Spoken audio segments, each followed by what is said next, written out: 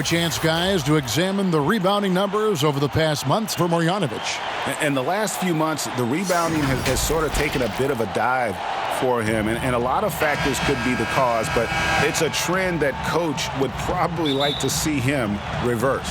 Here are the starters for Los Angeles. Up front, it's Kuzma and Davis. Caldwell Pope and LeBron fill out the wings. And it's Green in at the point guard position. And for Charlotte, Rozier and Monk, they're the backcourt. Bismack Biyombo is out there with Michael Kidd-Gilchrist. And it's Batum in at the 3 spot. Just so resourceful as a player. Davis gets the job done inside in all sorts of ways. And that's one of them right there, crashing the offensive glass, getting that second chance bucket. Far toward the end of the season, some players hit a wall, others come alive. They can see the light at the end of the tunnel, but that energizes them. What can a guy do to keep improving till the season's end? Well, I think it starts first with mindset, Kevin. Staying ready, which means you have to be diligent about staying in shape, getting your extra work in if you're not getting the reps in games. Stay even-keeled emotionally. You can't get too high or too low. Keep that professional perspective. I'm a pro. I'm doing what I've always dreamed of doing. I'm getting paid well to do it, and I'm going to focus on getting better each day. Excellent perspective. Here's Batum, following the basket by LeBron James. Batum dishes to Biyombo, down to 5 on the shot clock. And it's Rozier missing. LA's gone 0 of 2 from deep here. And here's Green outside. That shot is off. And it's the Hornets taking it the other way. Now, here's Monk. He's guarded by Caldwell Pope. The shot by Monk is no good. Green deciding where to go with it. There's the triple. Drains it from beyond the arc. Well, you look at the way Che, Greg, has come in and been a huge factor for this team. He's a big part of why they're expected to make a run at the title.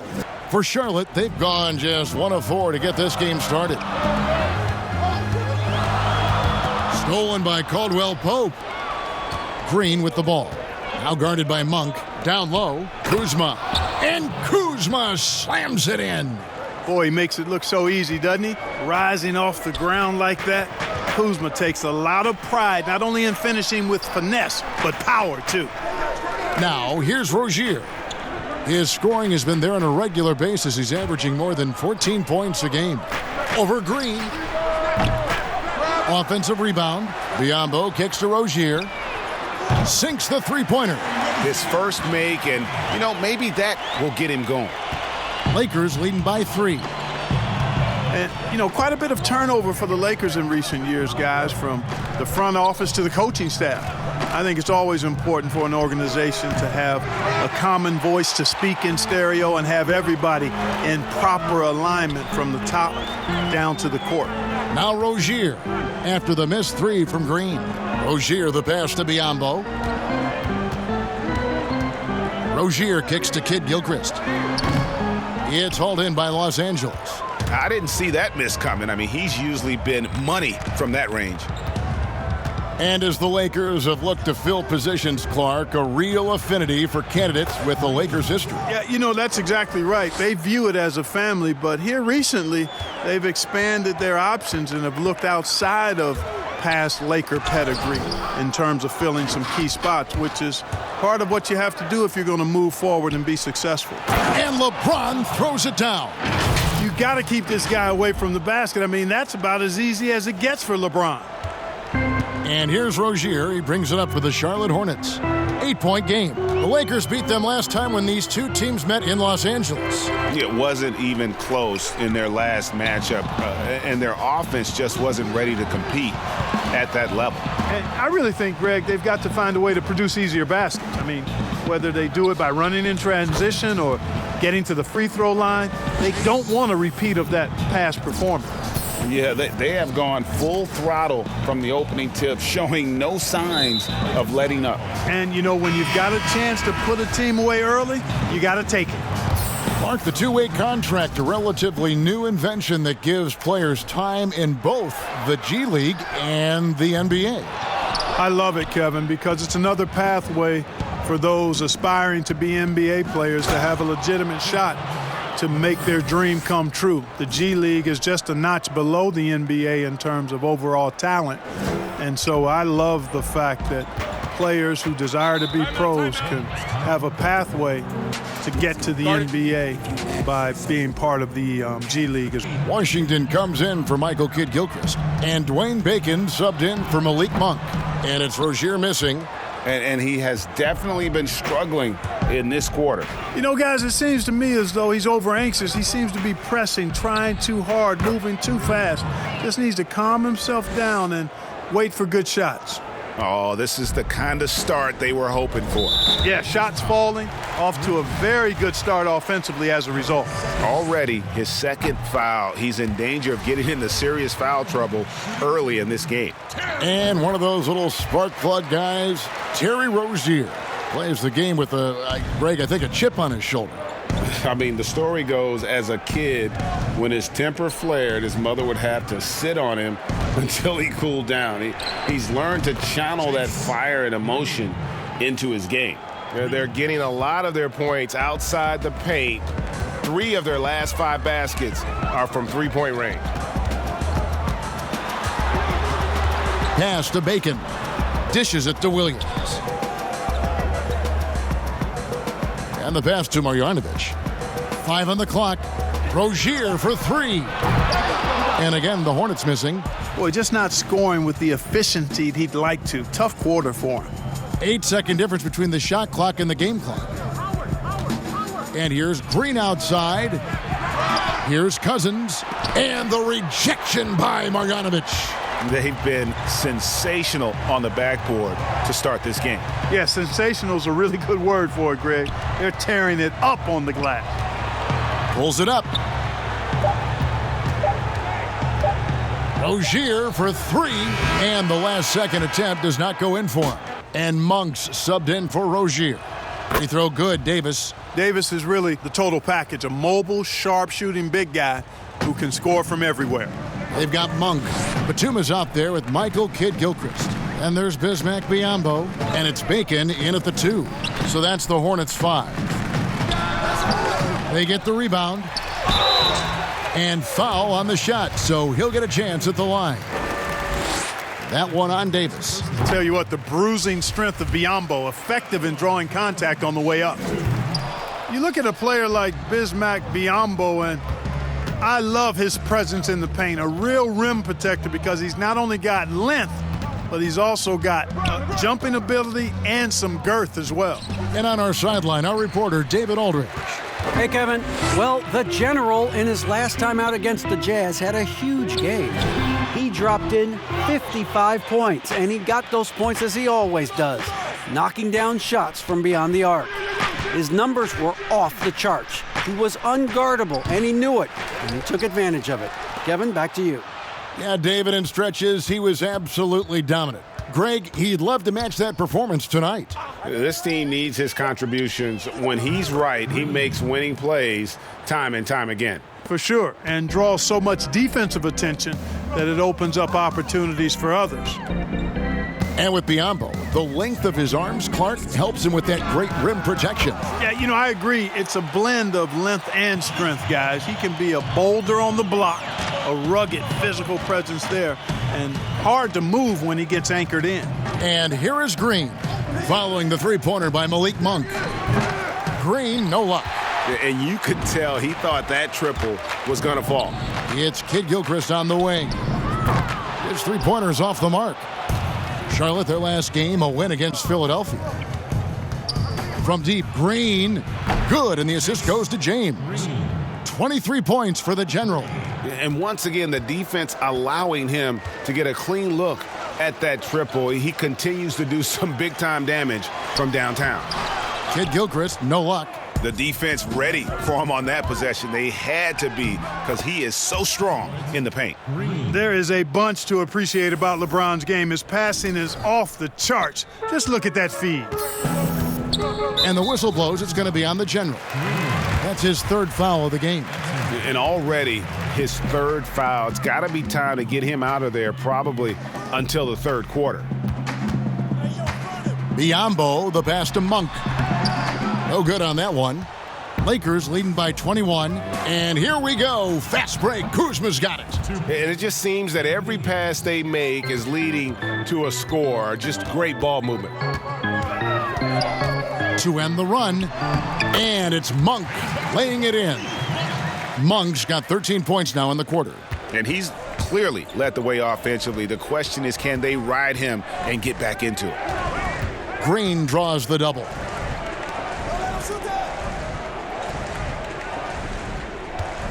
Launches it. And again, Los Angeles with the triple.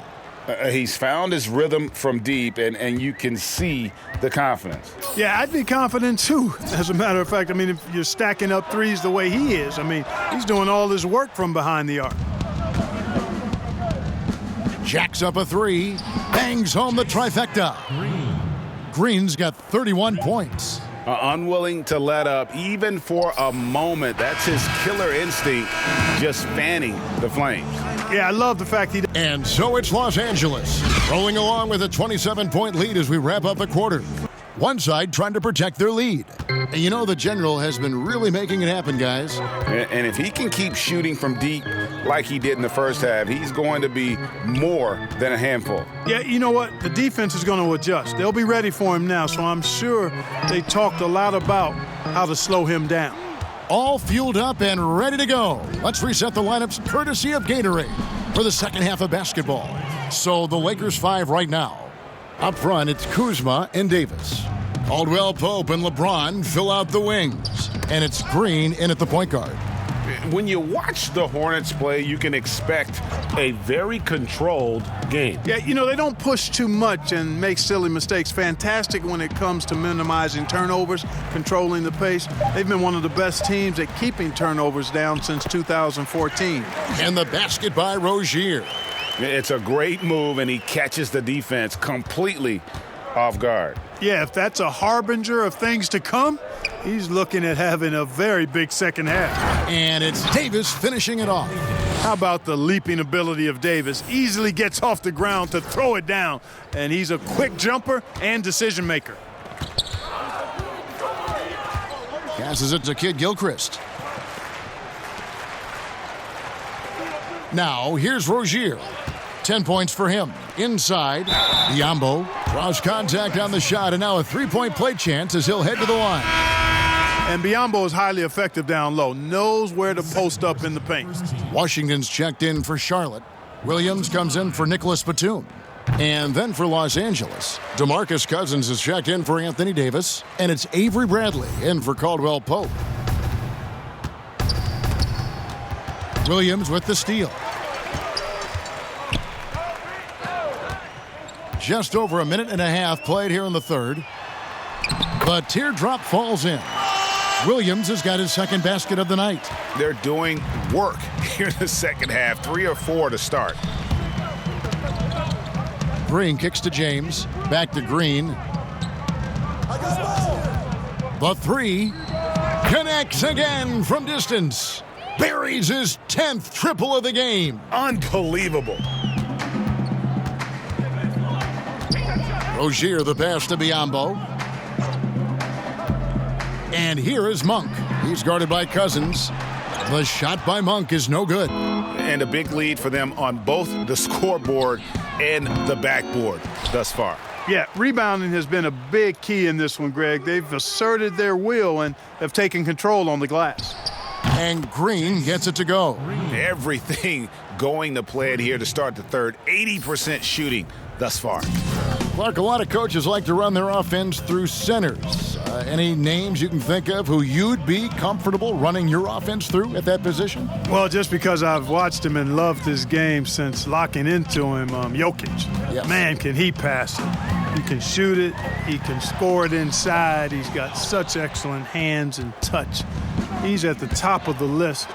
DeMarcus Cousins, big guy that can shoot it and pass it as well. And Marc Gasol is also in that list. Yeah, you'd feel comfortable with any of those guys holding the ball, distributing the ball, wouldn't you? No doubt. Biyombo kicks to Monk.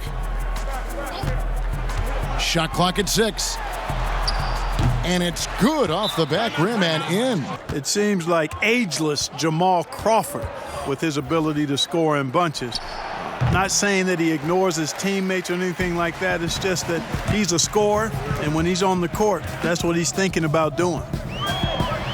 Williams passes to Washington. Good, and it's Williams who picks up the assist.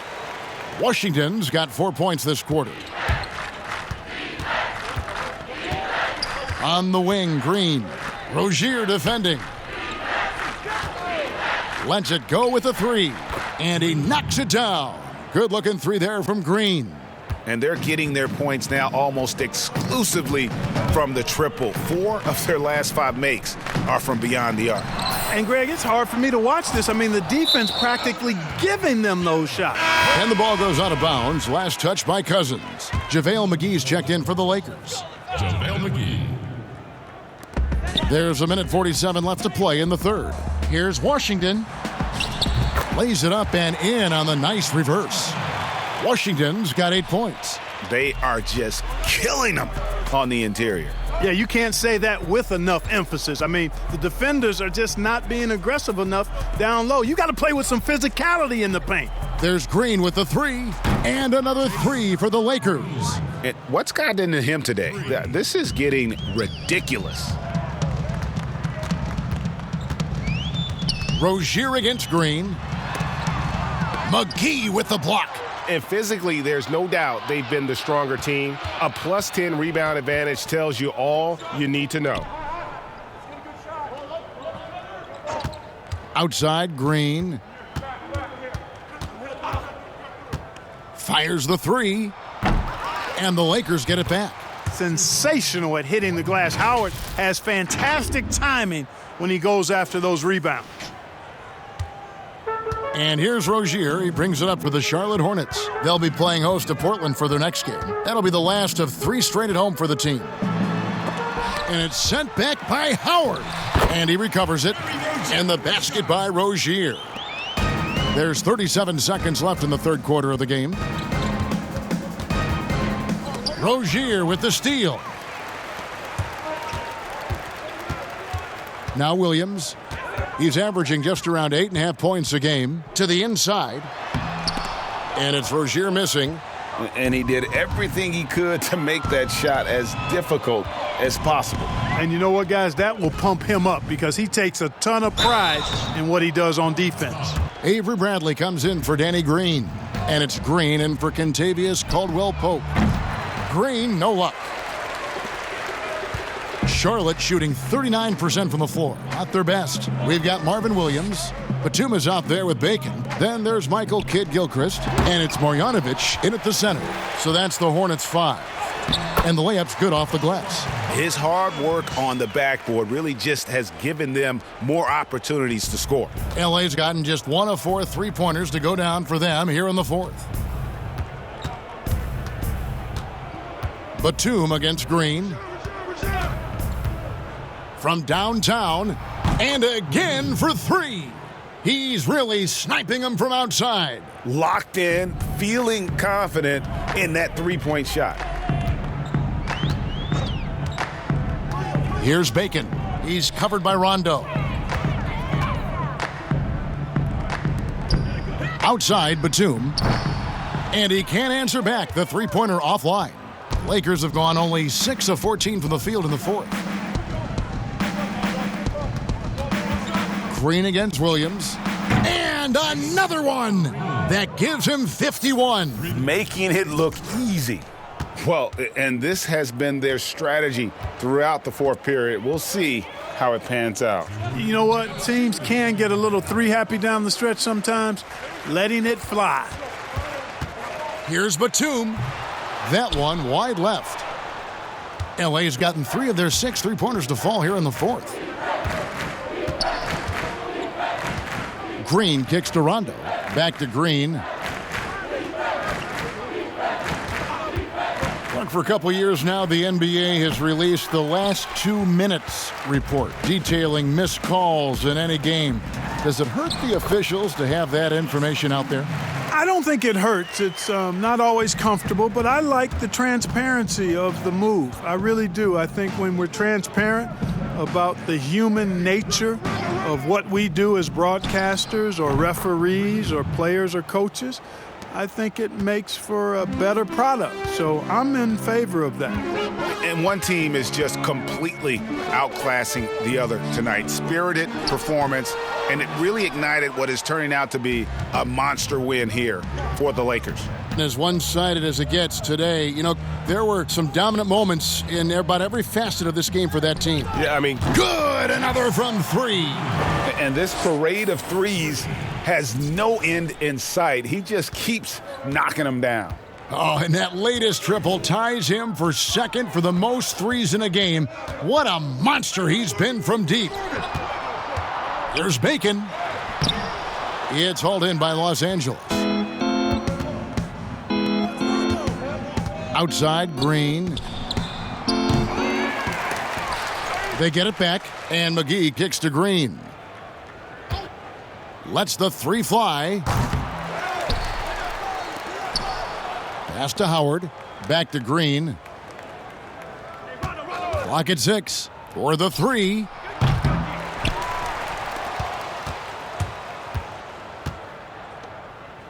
Bradley dishes to Green. The tray. No good. So it's Los Angeles winning this one easily.